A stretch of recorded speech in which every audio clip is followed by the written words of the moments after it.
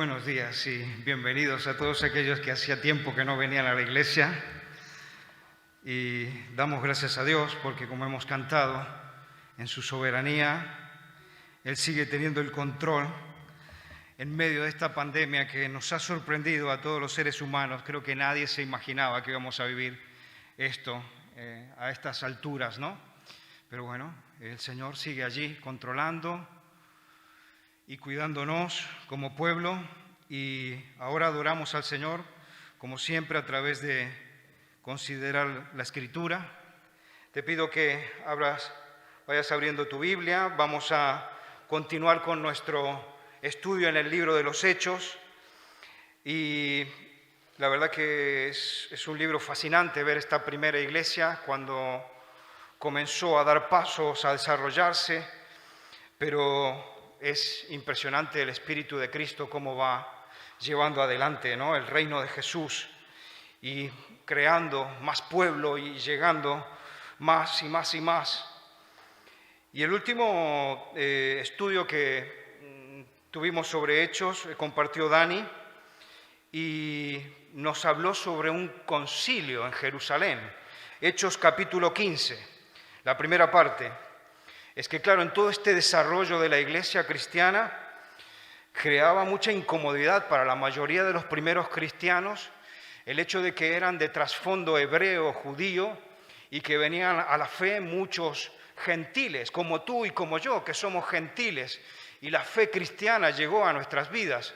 En esa época era raro porque todos los que creían en Cristo eran la mayoría de familia hebrea y judía. El viernes, te animo para que el viernes te unas a las reuniones que tenemos. Estamos estudiando Santiago y era genial ver cómo esta persona, Santiago, hermano de Cristo, Jacobo también lo menciona la Escritura, habiendo sido un judío también de pura sangre, hermano de Cristo, habiendo visto a Cristo crecer al lado de él, habiendo sido incrédula durante la mayor parte de su vida, al final viene a la fe en su hermano, el Señor Jesucristo.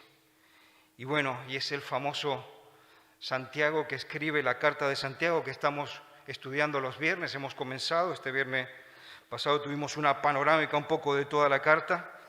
Y aquí en este concilio que nos comentaba Dani el domingo anterior que le tocó a él, es uno de los que está presidiendo el concilio.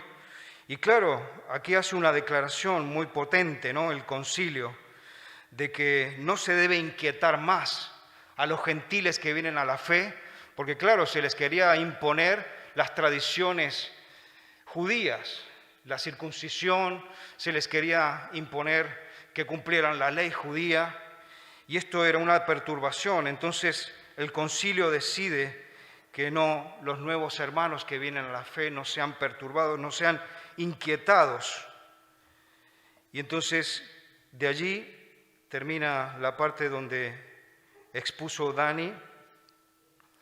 Pablo y Bernabé, que habían estado allí informando al concilio y que por todo ese informe el consejo de ancianos y de apóstoles en Jerusalén tuvieron una declaración, unas cartas, que son las que has puesto allí un poco en la portada del boletín, Armando. La verdad que Armando hace un trabajo importante, siempre, a veces no lo notamos, pero bueno, ha puesto ahí que llevan los rollos, son esas cartas que utilizaban en esa época, ¿no? Y hoy día nos toca avanzar. Seguimos en el capítulo 15 para terminarlo a partir del 36.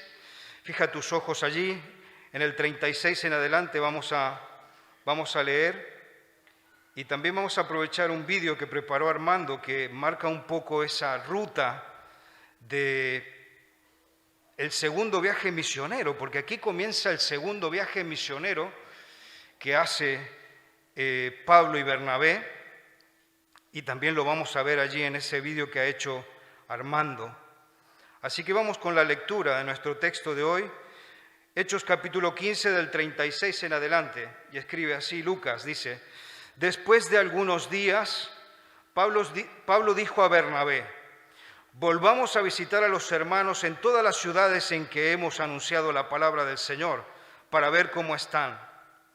Y Bernabé quería que llevasen consigo a Juan, el que tenía por sobrenombre Marcos. Pero a Pablo no le parecía bien llevar consigo al que se había apartado de ellos desde Panfilia y no había ido con ellos a la obra. Y hubo tal desacuerdo entre ellos que se separaron el uno del otro.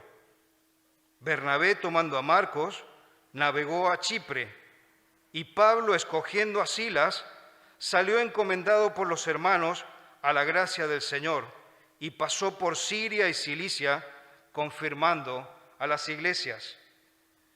Después llegó a Derbe y a Listra, y he aquí había allí cierto discípulo llamado Timoteo, hijo de una mujer judía creyente, pero de padre griego, y daban buen testimonio de él los hermanos que estaban en Listra y en Iconio. Quiso Pablo que éste fuese con él, y tomándole, le circuncidó por causa de los judíos que había en aquellos lugares, porque todos sabían que su padre era griego. Y al pasar por las ciudades, les entregaban las ordenanzas que habían acordado los apóstoles y los ancianos que estaban en Jerusalén, para que las guardasen. Así que las iglesias eran confirmadas a la fe y aumentaban en número cada día. Y atravesando Frigia y la provincia de Galacia, les fue prohibido por el Espíritu Santo hablar la palabra en Asia.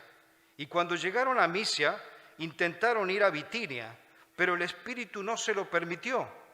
Y pasando junto a Misia, descendieron a Troas, y se le mostró a Pablo una visión de noche, un varón macedonio que estaba en pie, rogándole y diciendo: pasa a Macedonia y ayúdanos.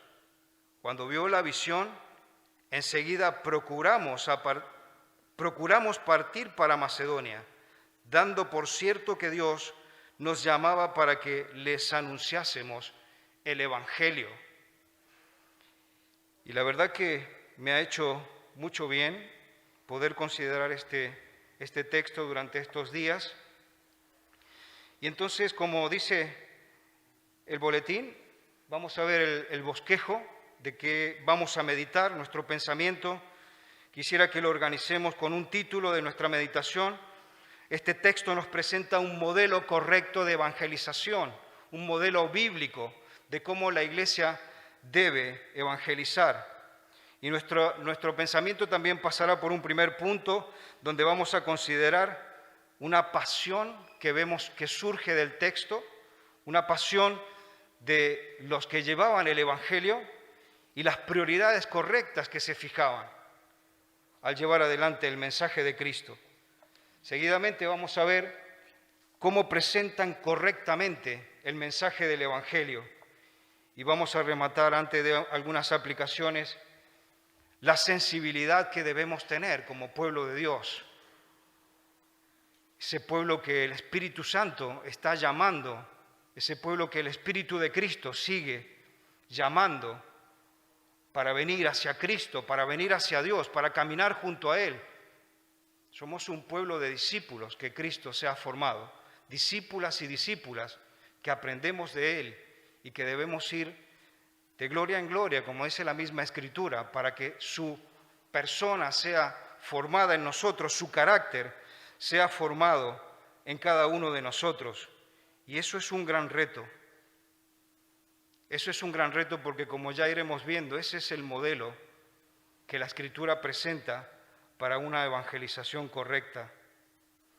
Y es que el Señor Jesucristo definió la misión de la Iglesia cuando nos dejó el mandato misionero de la Iglesia.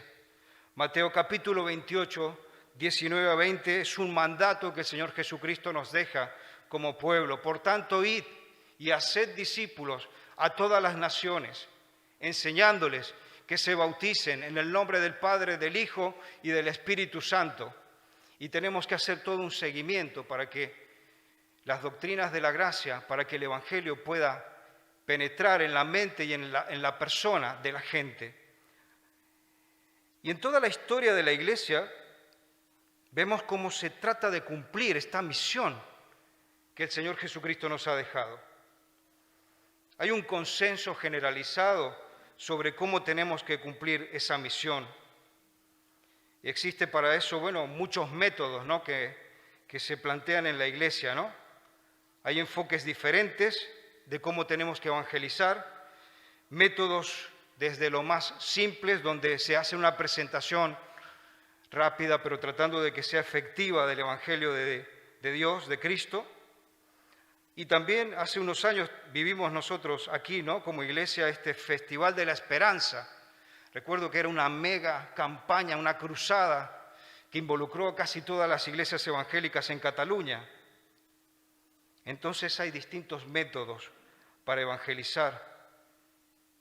No voy a dejar de mencionar toda la literatura evangélica que tenemos y disponemos y los seminarios, todo ese entrenamiento para los cristianos de cómo anunciar la fe de Cristo, la fe en Cristo.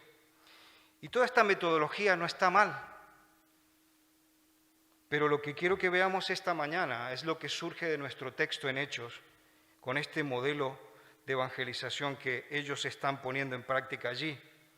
Vamos entonces a nuestro primer punto, esa pasión que vemos en Pablo, en Bernabé, en los otros ministros, en los otros siervos del Señor que llevan adelante esa misión. Entonces, como hemos dicho, hemos visto el concilio. Nuestro texto nos dice que después de algunos días, verso 36, es un tiempo indeterminado, no sabemos cuántos días fueron, pero pasó allí algo de tiempo. Y dice que Pablo habla con Bernabé y le dice, volvamos a visitar a aquellos que hemos ido a predicar, aquellas ciudades donde hemos anunciado la palabra del Señor. Y entonces, como decía aquí, se marca el punto de partida, ¿no?, el pistoletazo de salida del segundo viaje misionero de Pablo. Su ministerio había quedado también un poco allí en stand-by, ¿no?, en pausa, un poco por esa controversia que había y que se había debatido en el concilio de Jerusalén, de estos judaizantes. Pero ahora ya estaba listo Pablo para seguir adelante con la tarea de alcanzar a más perdidos. Y pensaba ahora en el tema de Navidad, ¿no?, que estamos en tiempo de Navidades, ¿no? Y pensaba en que a cada persona la Navidad la comienza a apreciar de distinta forma, y es por la diversidad que tenemos. Cada uno de nosotros somos diferentes, pero el Señor nos ama tal y cual como somos, porque Él nos creó. Y pensaba en la Navidad, en la primera Navidad del apóstol Pablo. Fue allí en el medio del desierto de Damasco, ¿no?, cuando se encontró con el Hijo de Dios, a quien perseguía, porque perseguía a su pueblo, y de pronto el Señor Jesucristo se planta delante de él y le declara, ¿no?, que le está persiguiendo a él mismo, su primera Navidad. Nuestro texto nos dice, ¿no?, que después de algunos días Pablo y Bernabé continuaron su viaje hacia Antioquía y se quedaron allí en Antioquía enseñando el Evangelio, según el verso 35, ¿no? Y al final de ese tiempo, como decíamos, Pablo se pone de acuerdo con Bernabé y deciden volver a todo aquel itinerario que habían hecho antes. Y yo creo que no se trataba porque estuviera muy aburrido en Antioquía, ya que se nos habla de que era una iglesia muy grande. Y allí en una iglesia grande no creo que faltara el trabajo. Y aparte, para él como siervo de Dios, creo que tiene que haber sido un reto y estaría motivado trabajando en todo ello. Pero creo que lo que vamos a notar aquí es ese llamado para el cual Dios había elegido a Pablo, ¿no? Vemos que él siente esa pasión que notamos, ¿no?, intensa, ese llamado por llevar la noticia, la buena noticia, a todos aquellos que no la conocen. Y creo que es interesante que tú y yo esta mañana analicemos por qué esa pasión de este apóstol, de este siervo de Cristo. Yo creo que a este punto cada vez él va increciendo, ¿no?, en esta pasión por Cristo, porque cada vez conoce más a Jesús. Es el resultado de un mayor conocimiento de Cristo, por lo tanto un mayor amor por Cristo. Y evidentemente cuando tú vas conociendo más a Cristo y le vas entendiendo, comprendiendo sus planes, vas amándole y deseas honrarle. Y esto es lo que vamos viendo en la vida de este siervo de Dios. Y en su escrito a los Corintios lo aclara, ¿no? A un cierto punto dice en 1 Corintios 9:16, ¡ay de mí si yo no anuncio el Evangelio! O sea, que era un peso que él sentía por querer comunicar la buena noticia. Hay un sentido de urgencia que vemos en Pablo. Una preocupación por la gente que no conoce a Cristo, gente que se va a perder, como oraba Tony. Gente que quizás son vecinos, son amigos, son compañeros de trabajo y que de pronto se los lleva por delante el COVID y se van a perder. Eso era lo que sentía Pablo. Esta motivación de llevar la buena noticia a partir de ese sentido de urgencia y preocupación por las personas que están perdidas. Y que creo que esto es muy difícil de poderlo entender. Ni siquiera creo que en un máster de divinidades lo podríamos entender. Su corazón, vemos que no podía estar quieto en un lugar, se movía, veía que llegaban a una ciudad y estaba pensando en otra. Y el texto nos hace patente, ¿no?, esa promesa que Cristo le había hecho a Bernabé. En Hechos capítulo 9, verso 15, cuando manda a Bernabé a buscarlo a Pablo, y el Señor le dice, instrumento me es escogido para que lleve el mensaje del Evangelio.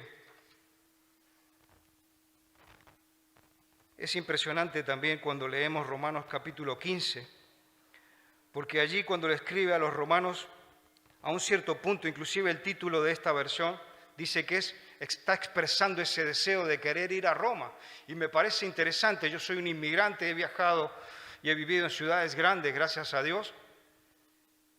Y yo creo que pensando en él, ¿no?, de tener esa expectativa de ir allí un poco al ombligo del mundo de esos días, Roma, la capital del imperio, como un destino final para quedarse a vivir. Había mucha gente a quien predicarle, pero sin embargo el texto allí de Romanos dice que les está escribiendo a los romanos, pero le dice, pero tengo que ir a España también.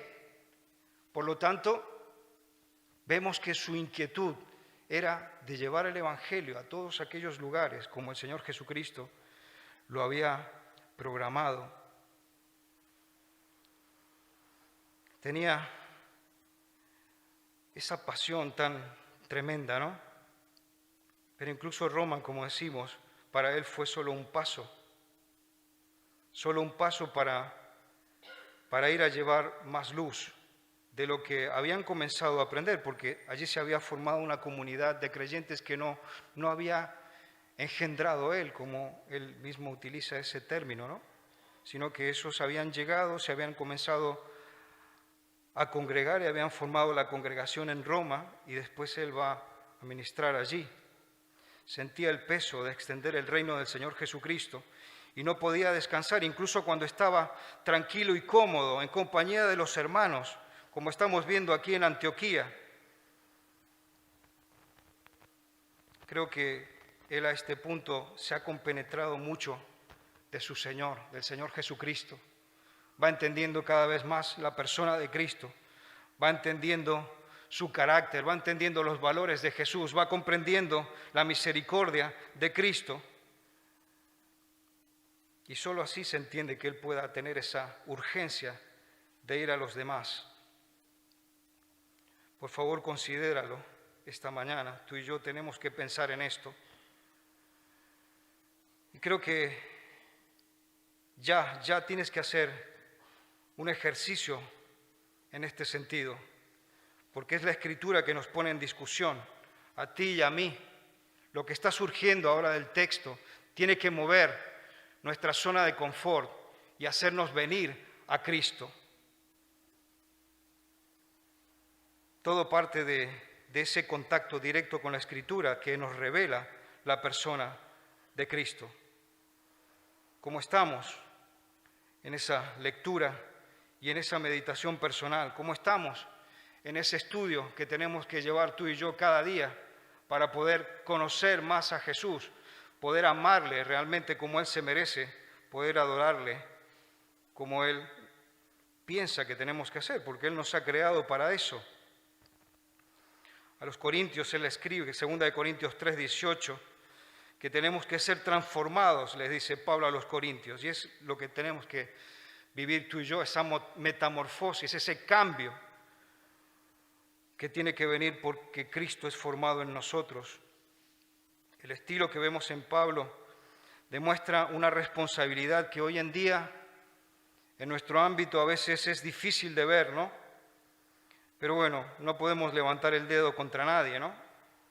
Sin embargo, aquí lo que vemos es esa responsabilidad no solamente de la proclamación, no solamente de anunciar las buenas nuevas, sino también por la responsabilidad de querer de que se establezcan iglesias, de que se consoliden las iglesias de discípulos, de discípulas de Cristo, y que esos hermanos y hermanas puedan crecer y madurar e ir adelante en la fe. No nos tiene que sorprender entonces en esta línea que estamos viendo que Él haya planeado el segundo viaje misionero para confirmar a los hermanos que habían recibido en un primer momento la fe cristiana.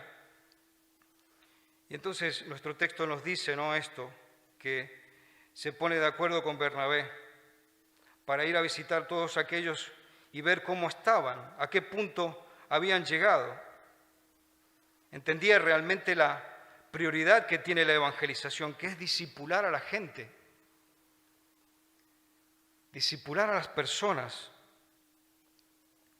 Y nos volvemos a preguntar, y te vuelvo a preguntar, y yo mismo, ¿qué motivó a Pablo volver entonces a los convertidos en su primer viaje?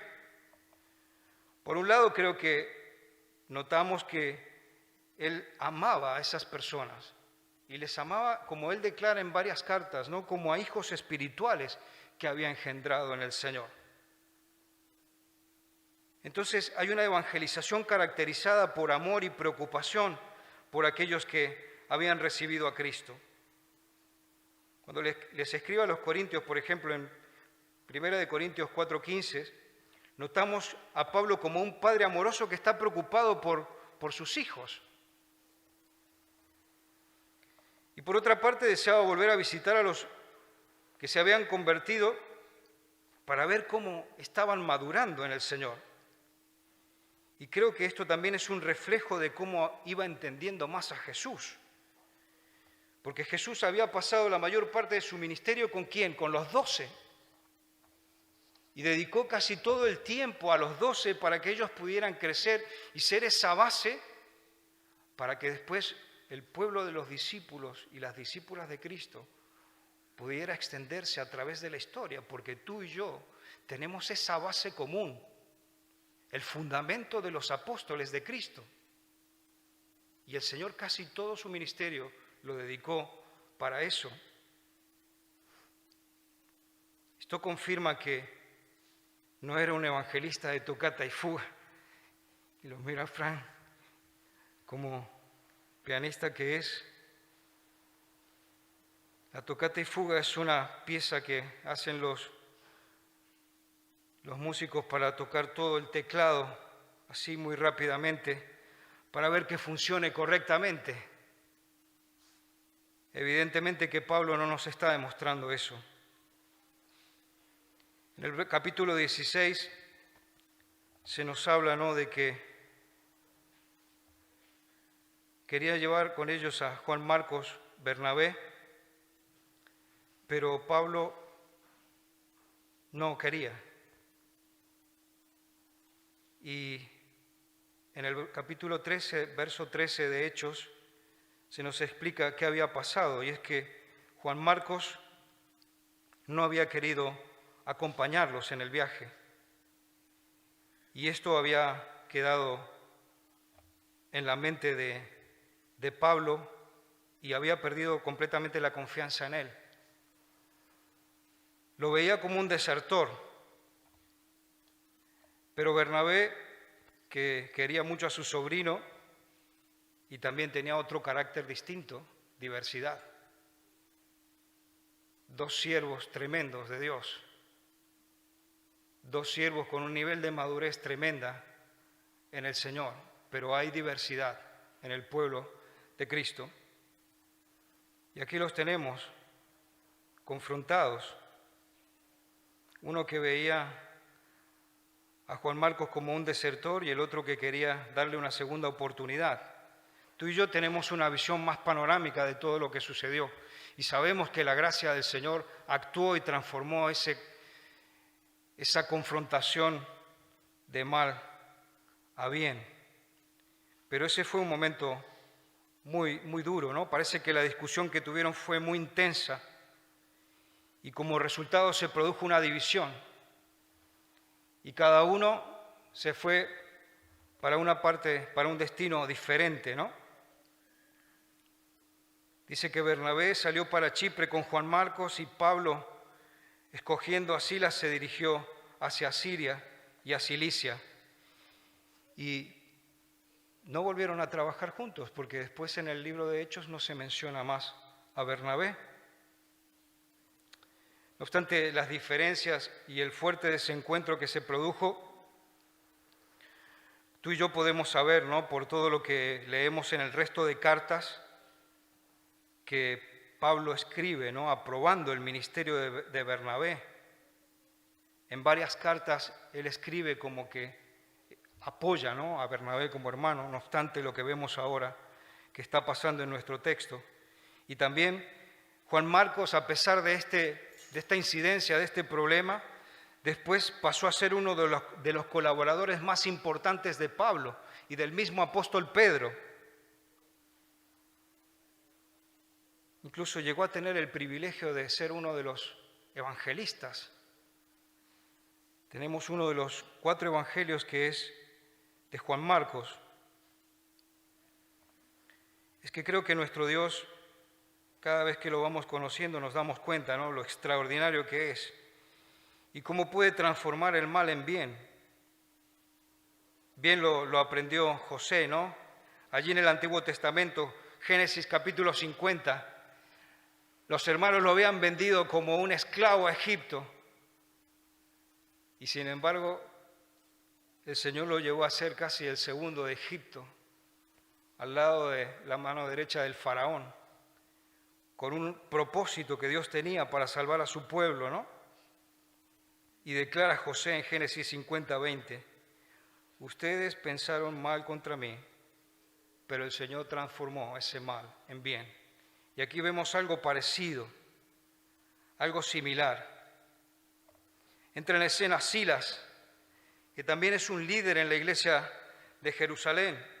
Es el nuevo compañero de Pablo, que había sido también propuesto en el concilio de Jerusalén para que acompañara a Pablo. Y a fecha de hoy vemos que era la persona más adecuada, tenía un perfil idóneo para acompañar a Pablo, porque era hábil en la oratoria, tenía muy buena don de palabra, podía enseñar el Evangelio y como judío también podía entrar sin problema en las sinagogas y también tenía el estatus de ciudadano romano, como el caso de Pablo, lo que le hacía disfrutar de los mismos derechos del apóstol Pablo. Y también era respetado en su posición de líder en la iglesia de Jerusalén, lo cual ayudaba a reforzar la enseñanza que ellos llevaban y que ya Pablo había ido anticipando, que la salvación era solo por la gracia de Dios. Y esto es muy importante, porque aparte el ministerio que ellos estaban llevando era que tenían que entregar a las iglesias unas cartas, unas ordenanzas, como veíamos en la portada del boletín, ¿no?, que era lo que se había acordado en ese concilio y que las iglesias tenían que recibir y cumplir como iglesias locales. Nuestro verso 16:4 nos está diciendo esto, ¿no?, que pasaban por las ciudades y entregaban las ordenanzas que habían acordado en el concilio. Y vemos también, ¿no?, esa prioridad en su trabajo de confirmar a las iglesias. Llegan a Derbe y a Listra nuevamente, donde habían estado en su primer viaje. Si recordáis, en aquel momento que estuvieron por primera vez, el Señor hizo muchos milagros también ahí cuando ellos estaban ministrando, al punto que los llegaron a declarar dioses y venían a adorarles como dioses, pero ellos tuvieron que rechazar ese reconocimiento. Pero pasaron de endiosarlos a querer matarlos, ¿no? En ese momento, en esa oportunidad, del amor al odio. Llegaron casi a matar a Pablo a pedradas. Y aquí se encuentran a un discípulo llamado Timoteo, de quien obtuvieron una ayuda muy importante en ese momento. Timoteo era hijo de Eunice, una mujer judía creyente, su abuela Loida. También eran creyentes, papá griego de Timoteo. Y claro, siendo tanto judío como gentil, Timoteo también tenía un perfil muy bueno para la misión, porque su bagaje le permitía entender los distintos tipos de cultura que tenían que enfrentar, y eso lo calificaba en modo importante para el servicio misionero que estaban dando. Era un hombre muy joven, Timoteo. Es un aliento para nuestros jóvenes que el Señor no hace diferencia. Estamos llamados desde jóvenes a servir al Señor. Y es interesante, ¿no?, que dice que daban muy buen testimonio de él los de Listra e Iconio. O sea que era un joven pero que estaba con un muy buen testimonio en la iglesia. Y al final reconocen este valor y el potencial que Timoteo podía darles a este equipo misionero y se lo llevan para que se sume y potencie todo ese trabajo que estaban haciendo. Fue un paso importante para Timoteo, pero también un sacrificio para la familia, porque ellos sabían muy bien lo que había pasado Pablo. Yo creo que Loida y Eunice se recordaban esa primera vez que vino Pablo a visitarles y cómo había terminado, maltrecho, casi muerto, todo ensangrentado, y su hijo ahora iba a ser compañero de Pablo en la misión. Pensamos en nuestro segundo punto, cómo ellos llevan correctamente el mensaje del Evangelio de Cristo.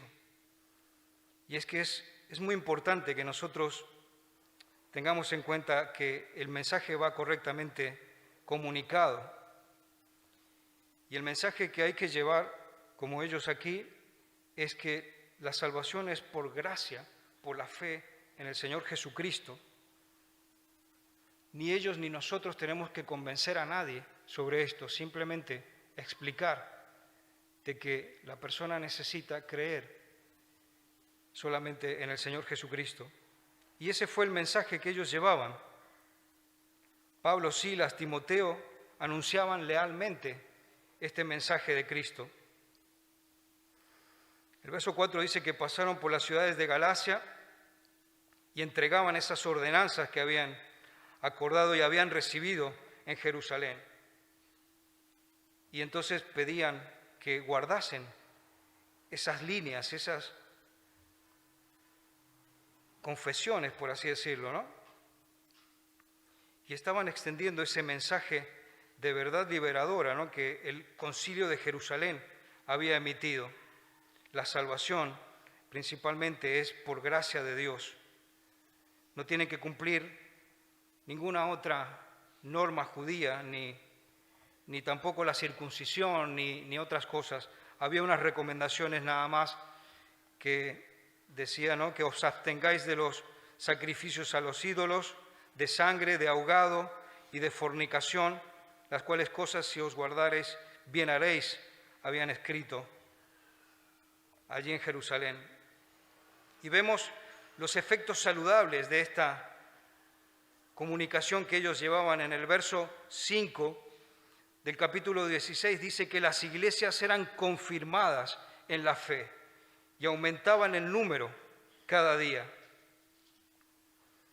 Es que el objetivo de la evangelización no tiene que ser que vas a generar una mega iglesia, ¿no? Que muchos piensan que ese es el objetivo. No. Yo creo que lo que tenemos que pensar es que debería ser algo natural que una iglesia bien estructurada y fundamentada en Cristo y en su Evangelio tiene que crecer y desarrollarse. Eso es lo natural. ¿Qué es lo que vemos que está sucediendo aquí? Y esto nos da pie para ir a nuestro tercer punto de reflexión, que es la sensibilidad al Espíritu Santo para ir hacia el lugar correcto, ¿no? A llevar el mensaje del Evangelio. El verso 6 nos dice, ¿no?, que atravesaron Frigia y la provincia de Galacia, pero allí dice que les fue prohibido por el Espíritu Santo hablar la palabra en Asia. Y esa es una región que era importante, porque allí más adelante veremos que hay iglesias como la de Éfeso, la de Pérgamo, la de Tiatira. Son iglesias que van a estar en toda esa área. Pero en este momento el Señor tenía otros planes para estos misioneros. Y no entendemos cómo, porque no se nos dan detalles, pero la Escritura dice que el Espíritu Santo les puso un freno para que no fueran allí a predicar.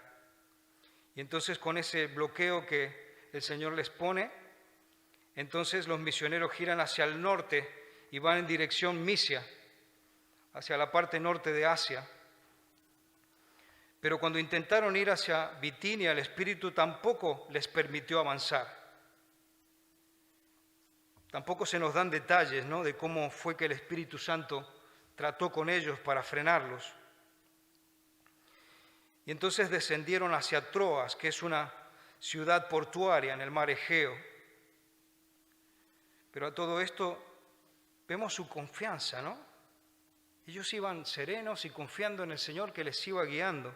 Cerraba una puerta, el Señor abría otra, se cerraba otra puerta, ellos avanzaban, van confiando en el Señor y seguían adelante. A un cierto punto en el verso 9 vemos algo un poco dramático, ¿no? Porque estaba durmiendo Pablo y se le mostró una visión de noche, dice, a un varón macedonio que estaba en pie, rogándole que pasara por Macedonia a ayudar. Y Macedonia estaba en la otra parte, ¿no? Había que cruzar el mar Egeo para llegar a Macedonia sobre tierra firme, el área de Grecia actual. Y claro, allí se ubican ciudades importantes que nosotros ya conocemos, ¿no?, por el Nuevo Testamento, como Filipos, Tesalónica. Y este es un momento clave para la historia del cristianismo, porque es la primera vez que el Evangelio va a entrar en territorio europeo. Y habiendo recibido, dice, las instrucciones del Espíritu Santo, ellos dan por entendida la orden, ¿no? Y dice que no dudaron. Verso 10 dice, cuando vio la visión enseguida procuramos partir para Macedonia. Cuando entendieron que la voluntad del Señor era que tenían que ir allí, no lo dudan e inmediatamente se ponen en marcha. Y aquí es interesante, ¿no?, porque es la primera vez que Lucas escribe la palabrita nos. Nos, dice, por cierto, que Dios nos llamaba para que les anunciásemos, o sea que se incluye Él y vemos que comienza a formar parte del equipo de misión acompañando a Pablo. Y esto significa que, bueno, Lucas ya se ha unido a este equipo misionero y pasa a ser un soporte para Pablo hasta el final de sus días, junto a Timoteo. Y como hemos visto, este pasaje nos ha dado los principios básicos para que tú y yo entendamos cómo la Escritura entiende que debe ser una correcta evangelización. Hemos visto que Dios, para llevar el Evangelio de Cristo Usa personas apasionadas por su Hijo Jesús. Personas que priorizan correctamente al Señor Jesucristo en sus vidas. Hemos visto cómo estas personas hacen una presentación correcta del Evangelio de Cristo a los demás. Y hemos visto también que son personas que son sensibles al Espíritu de Cristo, al Espíritu Santo, para entender dónde tienen que ir a llevar la palabra del Señor. Y entonces, habiendo cubierto un poco de toda esta exposición, quiero preguntarme y preguntarte, ¿no? Como aplicación, ¿estamos apasionados por el Señor Jesucristo?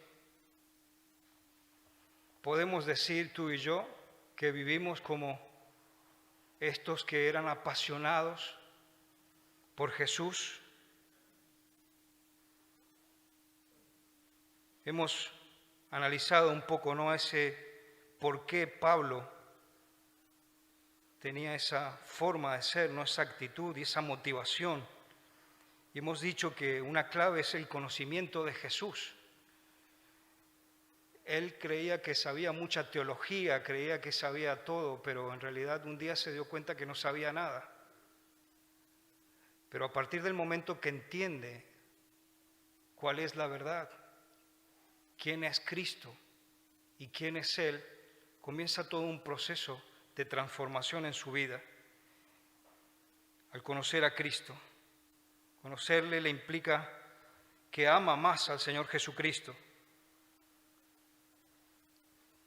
y desea honrarle al Señor Jesucristo. Estos días hablamos de Navidades y es un tiempo importante para que nosotros pensemos en esta pasión que necesitamos como discípulos, discípulas de Cristo. Hay muchas luces, muchas actividades, muchas cosas que tienden a frenarnos en lo que decía Fran, ¿no? Navidad para nosotros tiene que ser cada día. Cada día tiene que ser Navidad para ti y para mí. Y esto nos tiene que llevar a vivir en un modo apasionado por el Señor Jesús. Pero bueno, debemos reconocer que hay mucha distracción. Otra pregunta que me hago y te hago es, ¿somos cristianos de tocata y fuga? Tocamos allí un poco todo el piano para saber cómo suena y después seguimos haciendo otras cosas. Creo que uno de los elementos más importantes que vemos aquí en esta gente es su perseverancia en el Señor. Son discípulos, discípulas del Señor que perseveran al seguir a Dios, al seguir al Señor Jesucristo. Constancia, perseverancia al seguirle, al leer la Escritura, al meditar la Escritura, al compartir la Escritura, llevar un mensaje a los demás. Eso lo tenemos que hacer cada uno personalmente y después nuestras familias y nuestros círculos que se van ampliando. Si nosotros logramos ser constantes y perseverantes, no seremos cristianos de tocata y fuga. Y una tercera pregunta para aplicación para ti y para mí es, ¿entendemos y buscamos la unidad en la diversidad? ¿Entendemos y buscamos la unidad en la diversidad?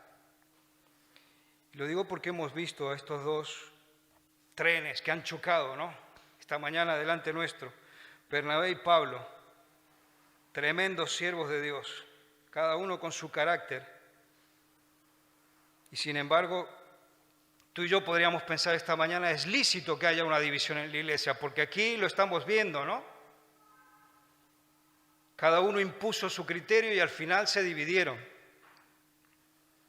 Pero quiero que pensemos en esto, ¿no?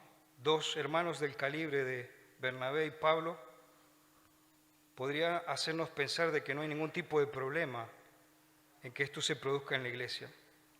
Pero en realidad yo creo que es una excepción a la norma. Es una excepción a la regla. Porque como tú y yo veíamos, ¿no?, haciendo un zoom panorámico de la situación, el Señor con su gracia aplacó y transformó el mal en bien en esta situación. Pero podría perfectamente haberse dado, ¿no?, una iglesia que seguía a Pablo y otra iglesia que seguía a Bernabé. Sin embargo, después a través de las cartas vemos que hay unidad en el pueblo. El Señor con su gracia aplacó esa división, ¿no?